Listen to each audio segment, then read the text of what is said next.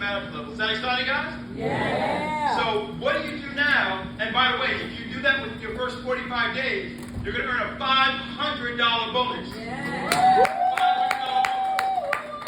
These bonuses are on top of, in addition to, and along with the money that you're earning in the compensation plan. Advanced earnings and overrides. Now, don't sleep on them overrides. Some numbers might be smaller, but that's the biggest opportunity in the compensation plan. Does that make sense? So now, you're at the manager level.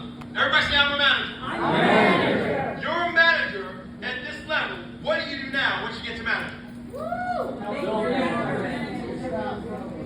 Help others. You got, many of you got it. You focus on everyone in your team and help them get to manager. Yes. You focus on help everyone else get to manager on your team. Yes. Because by you helping other people fast start qualifying and advance to manager, you're driving more premium through your organization. Yes. That's the production. Yes.